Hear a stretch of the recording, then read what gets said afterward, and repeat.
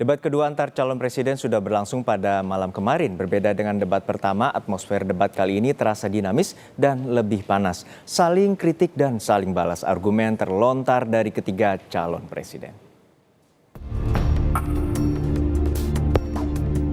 Debat kedua capres berlangsung panas. Masing-masing paslon berlomba utarakan pendapat mengenai tema yang disajikan, yakni Hankam, hubungan internasional dan geopolitik.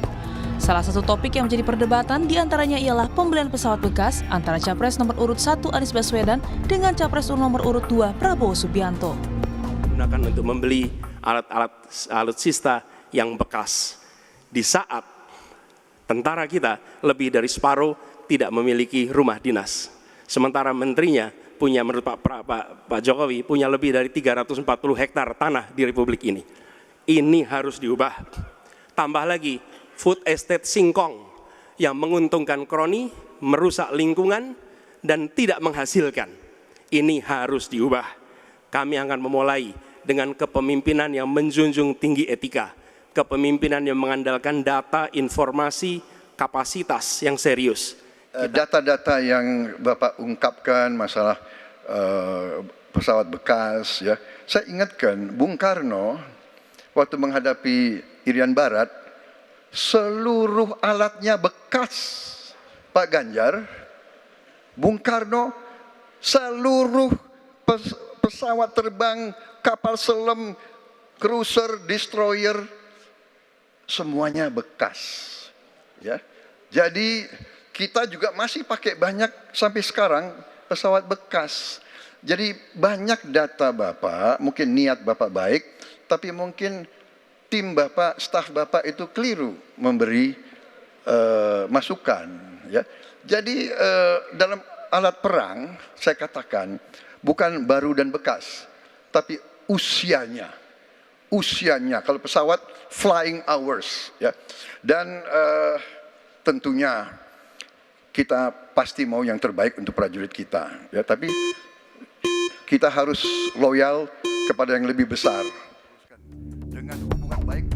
Sementara dalam visi misi soal pertahanan, Prabowo menyinggung ada pihak yang asal bicara tanpa data, sehingga tidak objektif.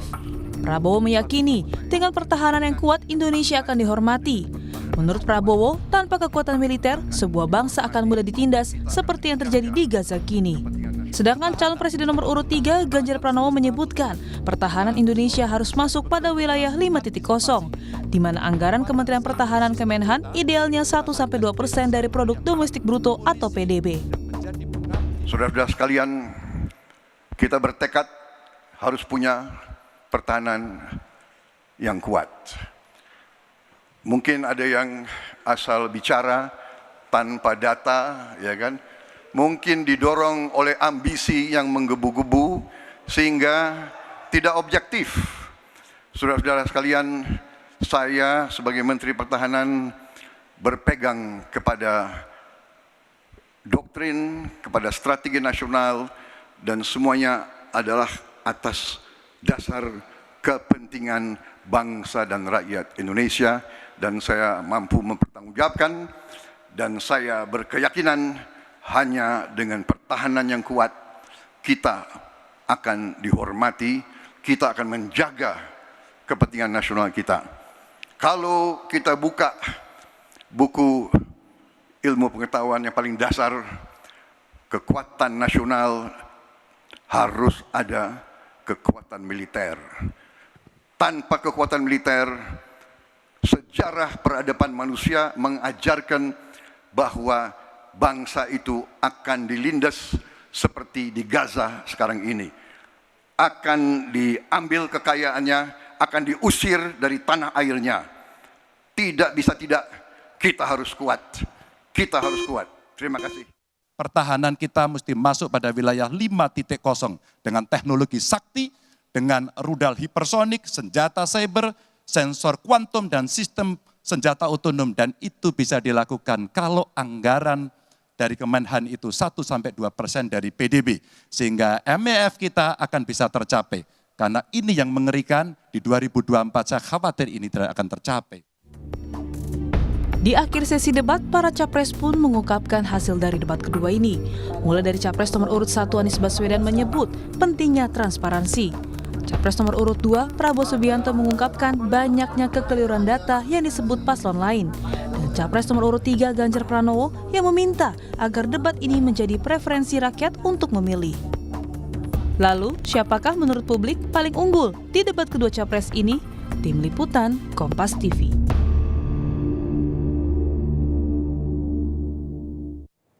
Anies Baswedan mempertanyakan standar ganda masalah etik kepada Prabowo Subianto yang terjadi di lingkarannya. Namun Prabowo menilai pernyataan Anies menyesatkan dan Capres nomor urut 1 itu tidak pantas berbicara soal etik. Dalam kenyataannya Pak, ketika Bapak memimpin di Kementerian Pertahanan, banyak orang dalam pengadaan alutsista, PT Teknologi Militer Indonesia, Indonesia Defense Security, lalu orang dalam pengelolaan food estate, lalu ada kejadian-kejadian di mana kita semua menyaksikan ketika ada pelanggaran etika dan Bapak tetap jalan terus dengan cawapres yang melanggar etika. Artinya ada kompromi atas standar etika. Standar etika ini fakta. Dan kemudian dalam pidato Bapak mengolok-olok tentang pentingnya etika. Saya tidak tega untuk mengulanginya. Pertanyaannya, apa penjelasan Pak Prabowo soal itu semua? Saudara-saudara, semua data yang saudara ungkapkan itu keliru semua. Jadi saya bersedia kita duduk, kita buka-bukaan, ya. Mau bicara food estate, mau bicara apa PT Teknologi Militer Indonesia, kita buka, iya kan? Jadi di mana masalahnya? Nah, saudara bicara etik, ya kan? Saya tuh keberatan karena saya menilai, maaf ya, karena Anda desak saya terus terang aja saya menilai Anda tidak pantas bicara soal etik. Itu saja. Saya merasa bahwa Anda itu posturing, ya. Anda tuh menyesatkan. Itu aja, ya. Saya boleh berpendapat kan? Saya menilai Anda tidak berhak bicara soal etik karena Anda memberi contoh yang tidak baik soal etik. Terima kasih. Capres nomor urut 1 Anies Baswedan menyatakan Indonesia harus berperan aktif di forum internasional, tidak cukup hanya hadir dan menjadi penonton. Sementara Capres nomor urut 2 Prabowo Subianto menyatakan Anies hanya sekedar omon-omon karena Indonesia tidak bisa menyuarakan agenda internasional bila dipandang sebelah mata oleh negara lain. Seperti yang dilakukan ketika era Bung Karno pada waktu itu, Ali Sastroamidjojo, apa yang dikerjakan? Merangkul semua. Membawa apa yang menjadi agenda selatan-selatan, bukan menceritakan agenda kita. Semua orang bisa baca di Google tentang apa yang kita kerjakan. Tapi kalau kita menjangkau pemimpin-pemimpin selatan-selatan dan presiden menjadi panglima diplomasi, bukan sekedar hadir di forum-forum menjadi salah satu penonton, salah satu hadirin, tapi datang ke sana membawa ini agenda selatan-selatan. Apa misalnya? Kita berhadapan dengan climate crisis. Kalau benar masuk akal, saya setuju. Kalau ngomong-ngomong, ya kumaha. Ya, jadi leadership, apakah negara, apakah perorangan, tapi terutama juga negara, harus dengan contoh, ingarso sung telodo. Kita mau mimpin, kita mau bawa agenda, kita mau cerita itu cerita, omon, ya. Tak bisa. Kenapa negara-negara selatan sekarang melihat ke Indonesia? Karena kita berhasil membangun ekonomi kita. Jadi tidak hanya omon, kerjanya omon saja, nggak bisa. Prabowo Subianto mengatakan keterbukaan informasi bidang pertahanan tidak semua dapat diungkap. Namun Anies menyatakan inilah forum bagi Prabowo untuk mengklarifikasi semuanya, termasuk lahan yang dikuasainya. Pak Anies. Saya tidak bicara tertutup, saya bicara di Dewan Perwakilan Rakyat, Komisi 1, di mana semua partai yang mengusung Bapak hadir dan menyetujui yang saya ajukan. Jadi dan juga sekarang waktunya nggak ada. Jadi saya mengundang kita bicara terbuka. Terbuka, silakan.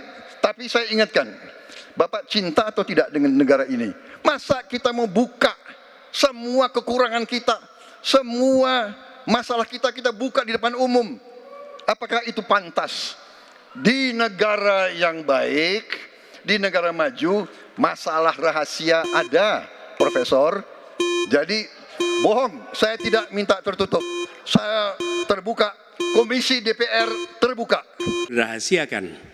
Bapak Presiden menyampaikan, Bapak punya lahan lebih dari 340.000 hektar, sementara TNI kita, prajurit kita, selebih dari separuh tidak punya rumah dinas. Itu fakta, tidak perlu dibicarakan secara tertutup. Itu kekurangan yang harus kita perbaiki. Dan ketika tadi Bapak mengatakan, Bapak akan meningkatkan kesejahteraan. Pak, Bapak ini sudah Menhan selama 4 tahun, hampir 5 tahun. Bukan calon Menhan. Jadi harusnya menunjukkan inilah yang sudah saya kerjakan. Bukan mengatakan apa yang akan dilakukan. Nah, saya menyampaikan bila saya ditugasi maka kenaikan gaji dilakukan tiap tahun. Maka perumahan prajurit TNI dipastikan dibangun. Sehingga mereka tidak perlu ngekos, tidak perlu mereka sewa. Dan mereka bisa tenang.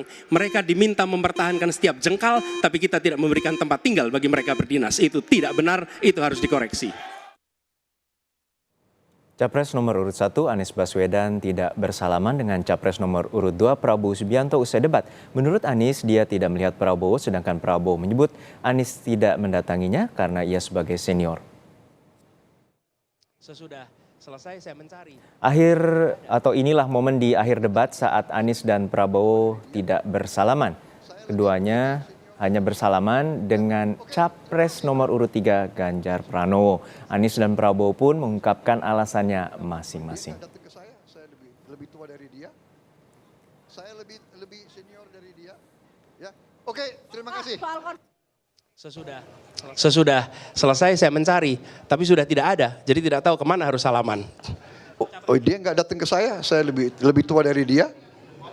Saya lebih senior dari dia. Ya, oke, terima kasih.